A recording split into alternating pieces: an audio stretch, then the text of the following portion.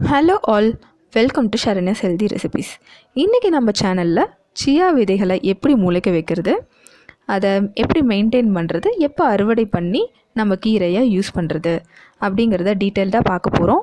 5 star hotel, online, இன்ஸ்டாகிராம்னு trend ஆகிட்டு இருக்க இந்த சியா விதை கீரைகளில் ஹெல்த் பெனிஃபிட்ஸ் என்னென்ன இருக்குது அப்படிங்கிறதையும் டீட்டெயிலாக இன்றைக்கி வீடியோவில் பார்க்கலாம். வாங்க வீடியோக்குள்ளே போகலாம்.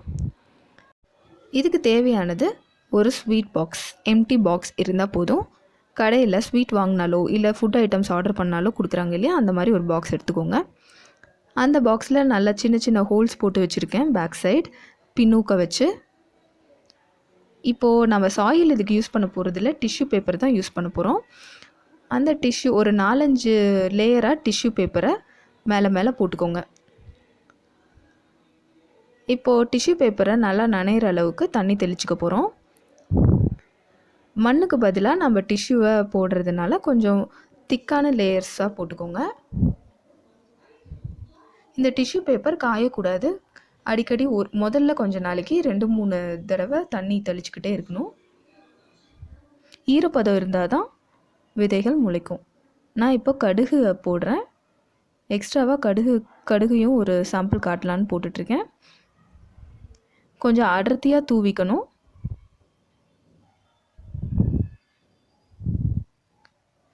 அடர்த்தியாக தூவும் போது கீரைகள் கொஞ்சம் பெருசாகி தண்டு லேசாக இருக்கும் இல்லையா, ஸோ சாயாமல் இருக்கும். இப்போ நல்லா தூவியாச்சு. இப்போது இந்த கடுகுக்கு மேலே கொஞ்சம் ஸ்ப்ரே பாட்டிலை வச்சு தண்ணி தெளிச்சுக்கோங்க. ஸ்ப்ரே பாட்டில் இல்லாட்டி இந்த மாதிரி ஒரு வாட்டர் கேனில் மூடியில் ஓட்டை போட்டு யூஸ் பண்ணிக்கலாம். தண்ணி தெளிக்க ரொம்பவே வசதியாக இருக்கும். ரொம்ப அதிகமாகவும் தண்ணி ஊற்றக்கூடாது. கரெக்டாக இந்த டிஷ்யூ பேப்பரை நல்லா ஈரமாக இருக்கிற மாதிரி வச்சுக்கணும். இப்போ இந்த பாக்ஸோட மூடியை போட்டு நல்லா டைட்டாக க்ளோஸ் பண்ணி வச்சிடணுங்க. அடுத்தது சியா சீட்ஸை இதே மாதிரி பண்ணிடலாம். டிஷ்யூ பேப்பரை லேயர் பண்ணிக்கோங்க. பாக்ஸை முதல்ல சின்ன சின்ன ஓட்டை போட்டுக்கோங்க. ஒரு 4-5 லேயர் டிஷ்யூஸ் போட்டதுக்கப்புறம் டிஷ்யூஸை நல்லா நனைச்சிட்டு அதுக்கு மேலே சியா விதைகளை தூவ வேண்டியது தான்.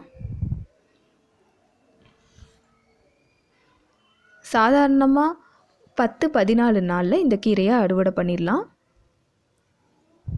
இதோ சியா சீட்ஸ், இதையும் நல்லா அடர்த்தியாக தூவிக்கோங்க. 10-14 நாளில் அறுவடை பண்ணாலும் சாதாரண லென்த் வளர்ந்த கீரையை விட 4 மடங்கு ஊட்டச்சத்துக்கள் இதில் அதிகமாக இருக்குது. இந்த மாதிரி ஒரு கீரையை 10-14 நாளுக்குள்ளே 2 வாரத்துலேருந்து 3 வாரத்துக்குள்ளே அறுவடை பண்ணுற இந்த கீரைகளுக்கு பேர் மைக்ரோக்ரீன்ஸ் அப்படின்னு வெளிநாட்டில் இது ட்ரெண்ட் ஆகிட்டுருக்கு. 5 ஸ்டார் ஹோட்டல்ஸில் ஃப்ளேவருக்காக இது அதிக அளவில் யூஸ் பண்ணுறாங்க.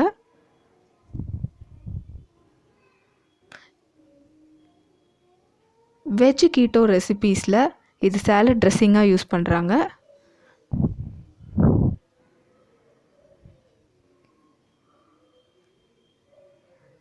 சியா சீட்ஸ் எல்லாம் தூவியாச்சு. இப்போ அதுக்கு மேலே நல்லா தண்ணி தெளிச்சுட்டு நல்லா டிஷ்யூவும் சீட்ஸும் நல்லா ஈரமாக இருக்கிற அளவுக்கு தண்ணி தெளிச்சுட்டு யூஸ் பண்ண பாக்ஸை மூடி போட்டு மூடி வச்சிடலாம். இந்த மாதிரி மூடி போட்டு டார்க் பிளேஸில் வைக்கிறனால எல்லா விதைகளும் முளைக்க ஆரம்பிச்சிடும். ஒரு க்ரீன் ஹவுஸ் எஃபெக்டை நம்ம அதில் க்ரியேட் பண்ணுறோம். இந்த மாதிரி ஒரு 2 நாளுக்கு மூடி போட்டு வச்சுருக்கணும். ஃபஸ்ட்டு நாள் எல்லா விதைகளும் முளைப்பு வந்துடுச்சு. தண்ணி தெளிச்சுக்கிட்டே இருங்க டிஷ்யூ நனைகிற அளவுக்கு. மறுபடியும் மூடி போட்டு டார்க் பிளேஸ்லேயே வச்சுருங்க. ஒரு 3 நாள் இந்த மாதிரி மூடி போட்டே வச்சுருங்க. இப்போது டே 5. நான் இப்போது அதோடய கவர்ஸ் எல்லாம் ரிமூவ் பண்ணிட்டேன். கொஞ்சம் லைட்டாக இருக்கிற மாதிரி பிளேஸில் வச்சுருக்கேன். டைரக்ட் சன்லைட் படாமல் வச்சுக்கோங்க, இல்லாட்டி கீரைங்கள்லாம் வாடிடும். தண்ணியை மறக்காமல் தெளிச்சுக்கிட்டே இருக்கணும். இப்போது 10 நாள் கழித்து கீரைங்கள்லாம் ரொம்ப அழகாக வளர்ந்துருக்கு. பார்க்கவே ரொம்ப ஆசையாக இருக்குது. நல்லா புஷியாக பந்து மாதிரி இருக்குது. இது சியா சீட்ஸ் முதல்ல இருக்கிறது. அடுத்தது கடுகு கீரை. அவ்வளோதான், 14 நாள் ஆயிடுச்சு நம்ம கீரையை இப்போது அறுவடை பண்ணலாம். இதை ஈஸியாக அந்த டிஷ்யூவை எடுத்திங்கன்னா கீரைங்க மேலே வந்துடும். அவ்வளோதான். So simple. இதை ஒரு கத்திரிக்கோல் வச்சு ரூட்ஸை மட்டும் விட்டுட்டு மேலாப்பில் கட் பண்ணி எடுத்து யூஸ் பண்ண ஆரம்பிச்சிடலாம். இதை ஃப்ரிட்ஜிலலாம் ஸ்டோர் பண்ண வேண்டாம். உங்களுக்கு எப்போ யூஸ் பண்ணணும்னு தோணுதோ அது வரையிலும் அதை அப்படியே விட்டுருங்க. ஸோ ஃப்ரெஷ்ஷாக இருக்கும். அப்படியே ஃப்ரிட்ஜில் ஸ்டோர் பண்ணாலும் ஒன்றும் பிரச்சனை இல்லை. எல்லா விதைகளையும் இந்த மாதிரி கீரைகளாக உருவாக்க முடியும். வெந்தயம், சோம்பு, சீரகம், வெங்காய விதை, சப்ஜா சீட்ஸ், இது எல்லாமே எல்லா நவதானியங்களையும் இந்த மாதிரி உருவாக்க முடியும். அதையெல்லாம் நீங்கள் ஒரு நாள் பூரா ஊற வச்சு அதுக்கப்புறம் இந்த மாதிரி டிஷ்யூ பேப்பரில் போட்டு வளர்க்கலாம். மண் யூஸ் பண்ணி கூட இதை வளர்க்கலாம். இதே மாதிரி சின்ன டப்பாவில் மண் போட்டுட்டு கீரைகளை தூவி விட்டு டப்பாவை க்ளோஸ் பண்ணி வச்சுட்டிங்கன்னா 2 நாளில் கீரைங்கள்லாம் முளைக்க ஆரம்பிச்சிரும்.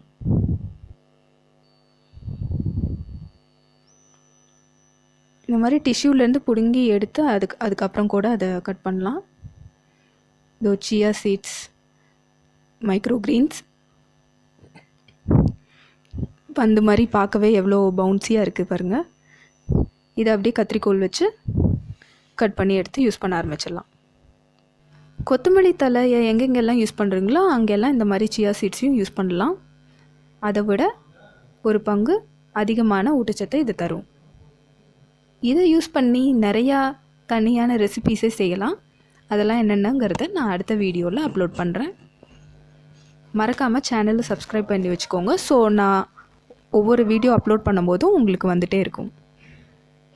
சியா விதை கீரைகளில் சியா சீட்ஸை இருக்கிறத விடவே அதிக ஊட்டச்சத்துக்கள் இருக்குது. கால்சியம், ஒமேகா 3 ஃபேட்டி ஆசிட்ஸ் இதெல்லாம் சியா விதைகளில் இல்லை. அதே மாதிரி கடுகு கீரையிலையும் மெக்னீஷியம், ஃபோலிக் ஆசிட் இந்த மாதிரி விஷயங்கள்லாம் அதிக அளவில் இருக்குது. தேங்க்ஸ் ஃபார் வாட்சிங் த வீடியோ.